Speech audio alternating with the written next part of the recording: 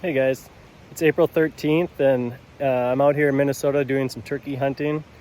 Um, no turkeys around this evening, so I decided to kind of switch gears and do a little scouting for whitetails in the fall. And I thought I'd break down an area for you that I consider, I guess, one of my best spots on a property that I've hunted for many years and scouted for many years. It's an area where the deer numbers here are pretty high. There's a lot of deer around, but there's a lot of does and fawns, a lot of 1.5-year-old bucks, and not many bucks in that 3.5-year-old and up age class.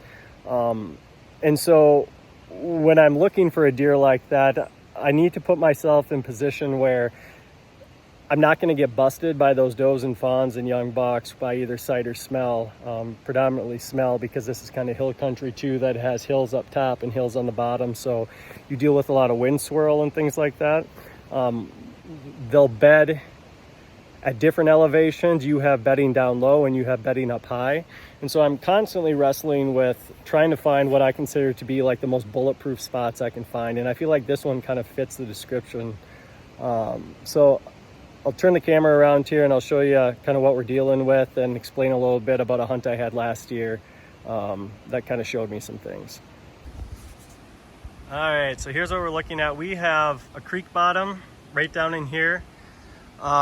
This is south over this direction, and we've got a lot of high country points coming down from up here, over in here, good points over there, and then good points all the way kind of over in that direction. So deer, bucks, and does will bed up there, but this is also a really good bedding area right here. You can see how it gets nice and thick down here. You've got a field here. I think this is going to be in corn this coming year. It was in beans this past year. And yeah, it gets thick over here. This creek runs down here and gets to a river system that's flowing really good right now. And then there's some really good cover too across the river over that direction, kind of to my north. Last year on November, I think it was November 2nd, the Wednesday before firearms season in Minnesota, I came in here for a morning hunt and I hunted up this creek a little more. There's a really worn down crossing over there that I shot a buck on opening weekend with my bow in 2020, I think it was. And it's a really good creek crossing. The sign jumps off the page when you're down there. I mean, it's kind of like the clear-cut main worn path where they're crossing here, because on this creek system, I don't know how well you can see, but you have situations where you have almost straight vertical banks in a lot of these spots. So when you get areas of gradual decline, they're kind of few and far between, and that's where you're going to have your crossings. But so I'm sitting in my saddle in a tree over that crossing over there on November 2nd in the morning last year, and I saw 3 bucks that morning. 2 of them were 1.5, and one of them was, I would have liked to get a better look at him. He was 2.5 or 3.5, but definitely older than the prior 2 that had come through. But all 3 of them used this area the same way, and they used them differently than they did when I was hunting in 2020 down here on that opening weekend. So during the rut, early phase of the rut like that, all 3 of those bucks came from this direction. This is a bank that kind of runs east and west over there, a ridge system, I should say. And all 3 of the bucks came down that ridge system. When they got to that corner of the field on a south wind, which would be blowing this direction, they cut across the corner, came over into this corner over here, and got the wind in their face, and they came right around the back side of this bedding area. This area right here holds a lot of does. I saw 4 or 5 does and fawns that morning too, and they just kind of browsed their way through this bedding area and everything. So those bucks were coming through, acting the exact same way, doing what bucks do at that time of year. I like to think of, when I'm looking at properties, I hunt pheasants a lot, and I refer to, bucks similar to how like a good dog reacts in terms of getting the wind in their advantage around habitat and stuff. When you see a dog working a bird, you'll see those dogs kind of head a different direction to get the wind in their advantage even more, and that's what bucks are doing all the time during that early phase of November there. So I knew I needed to get up here and just kind of find a different spot for that rut period. And so the next day I came in, up the creek. I should mention that this is creek access, so I'm dropping down from up high over there, dropping down into the creek and following the creek down and getting up into the tree. And I climbed up here and got into this tree right there, and it was okay. I had two 1.5-year-old bucks come in, and they kind of hung out right over in here. I could have shot them at about 20 yards, which was okay, but my wind wasn't great there. When I was up this high, I was finding that my wind was kind of blowing over the tip of that point a little more than I wanted. And they also came too close to me after they kind of filtered off through here down this trail. They got a little too close to me, and I was a little more exposed up there than I kind of wanted to be with the lean of the tree. So I decided I needed to come in and look for a spot that would be a little bit better. And so I'm coming in, and I wanted to find an area a little lower, because when you get a little lower down into this creek bottom, what I found by dropping milkweed in the past is that your wind on a south wind blowing this way will actually blow down and be pulled down into the creek and follow the moving water down toward the river. So I knew I wanted to be right on the bank of that river system, or that creek system. So this is the tree that I will be set up in now. I don't know if you can, that bigger one in the back there. And what that's going to allow me to do is, I like to follow trails in and just see where are they intersecting. And if there's an intersection there, I think, okay, can I get in here clean? What's my wind going to do? Am I still going to be within proximity of most of the action that I'm going to get good shots at? So there's a gradual decline right there. You can kind of see the snow hanging on right there. And I'll be able to shoot towards that. They come down there and they filter through and up and over here. And then I'll also be able to cover, assuming on a south wind that those bucks are going to be doing that exact same thing, coming around the back side of this bedding, I'll be able to shoot to right here where the trail kind of pinches down and comes through. So I would just encourage you, when you're scouting, these spots can be really hard to find. I mean, when you're hunting high deer density areas like we see in a lot of like the southern half, of Minnesota, in a lot of situations, I've talked to a number of guys in the same boat who, they see a lot of deer, they have a lot of deer, not a lot of bucks in that 3.5 and up age class. And it can be difficult finding spots where you're not kind of taking yourself out of the game before that buck's even going to come through, if he is there, because they're usually going to be the last deer coming through on an evening sit. And there's just always deer around you, and these does and fawns, they seemingly they come from all sorts of different directions. I mean, there's trail systems everywhere. There's a worn down trail system that parallels the bank over there.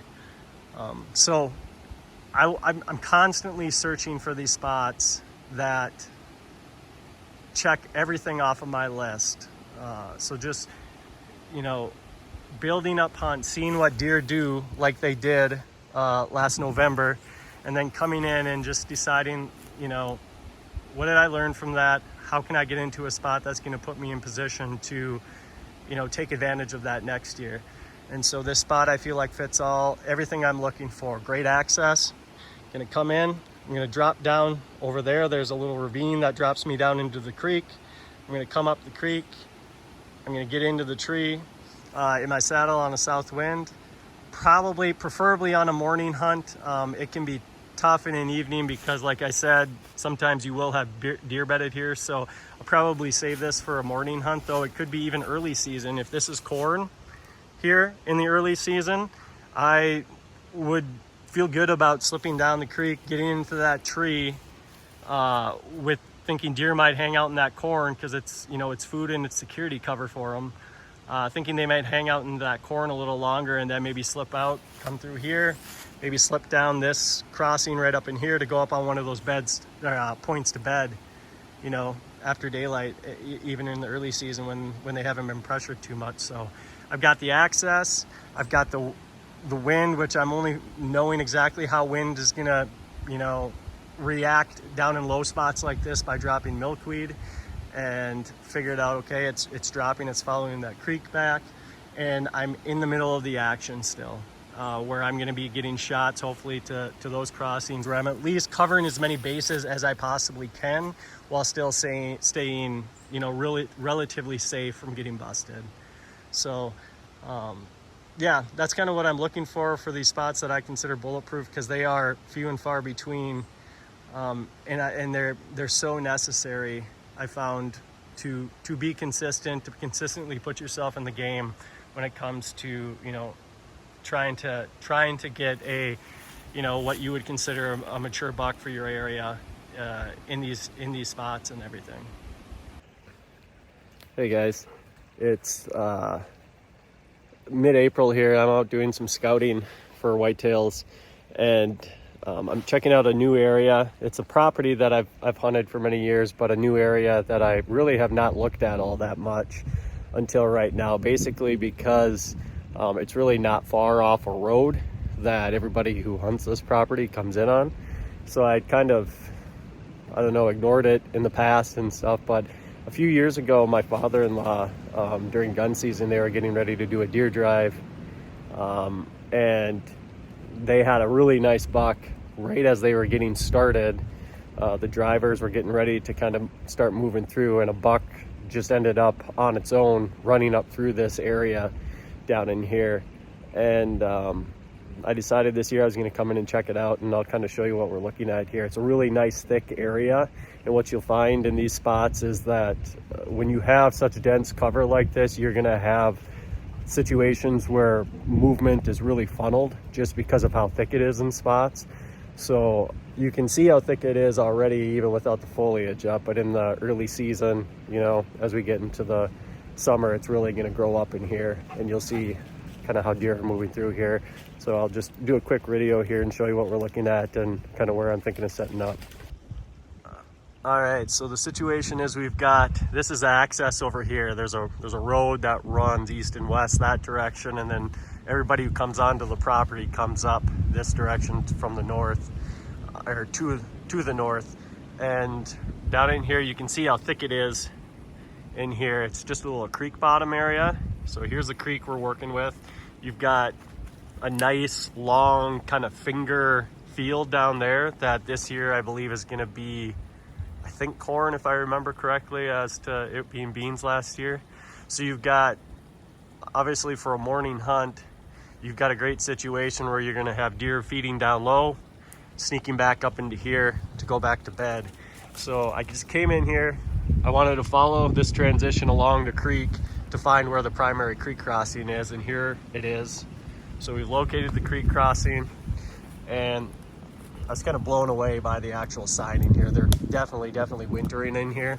But so followed the trail up, and what I'm looking for when I'm following these trails off a creek crossing like this is I want to see, okay, where do trails intersect? Because that's where I want to get kind of where X marks the spot where those trails intersect. And then I'm going to kind of just stop, look around and see, okay, is there a chance for me to set up, get in here clean? And I mean, you can see the insane amount of droppings. They were wintering in here like crazy. So here's where X marks the spot. This is where the trails intersect. You've got trail going up this direction. They go back up this direction. Come from here. There's a little faint trail where they're coming right from here and everything. So this is where everything converges. So I just got here, started looking around thinking, okay, northwest wind is how I'd want to hunt it. That would be wind blowing up off the field this direction. And just kind of looked around, and that tree right there is going to be about 20 yards away right from this intersection. It's actually right in the creek bottom. So I'm going to be able to, coming in from up top, it comes to a you know, a point over there, and I'm just going to be able to slip right down into the creek bottom, walk that creek all the way to the base of that tree, slip up into the tree in my hunting saddle on a northwest wind, and my wind should be blowing straight down that creek off over that direction. Be able to get in here clean with deer feeding down in the bottom and then sneaking back to bed. So it could be an awesome spot in that first week in November as bucks are kind of cruising looking, because this is a really good bedding area. So it's simple, but it, you know, that's why you scout this time of year too, because these trails, look at how they just jump off the page at you. I mean, you come in here before the green up and you see exactly how deer are moving through areas like this. So just, you do enough scouting, you pile up spots like this, and you get a situation where, you know, I've got hundreds of waypoints now on Onyx that, you know, I feel good about and things like that. And it's just a matter of building them up over the course of, you know, 2-3 years and everything. So this is a cool spot. Yeah, I'm excited to throw a hunt at it. I'm gonna get this tree ready to go. All right, guys, we are in just another example of a spot that's super thick in an area where deer are going to be able to, or one, that thickness funnels movement, and two, you know, it's within bedding in an area where they're going to want to, or feel comfortable moving on their feet in daylight and stuff. You got to rub along here, rub right there, and there's a big rub back there on a big tree through here, and you can see how this is kind of where it opens. I opened this up a little bit too last year, just kind of getting it, clearing some brushy stuff that was at like head level. And you can see, so that was last year going into the season, about 2-3 months before the season. You can see obviously bucks were moving through here. Rub line is giving that away. Droppings everywhere. You can just see how this is where the deer are moving through in here. So droppings all over through here, and then that tree right there is my setup. That's where I'm going in to get in.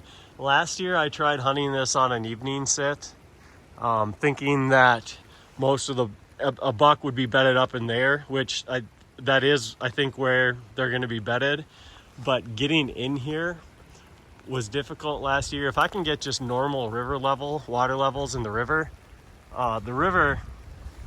is right behind that tree. It's really thick in here, but I don't know if you can see the river moving through here, but the river's right here. So it's just popping up right off the bank and getting into that tree. What I'd like to do is be able to bring my kayak in.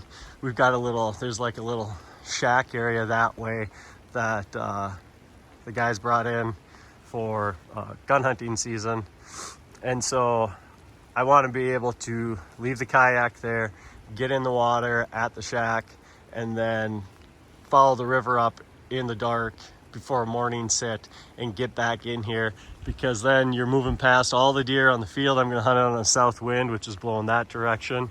I really think if I could sneak in along the river for a morning sit, get in that tree well before first light, you would have deer moving back to bed in here.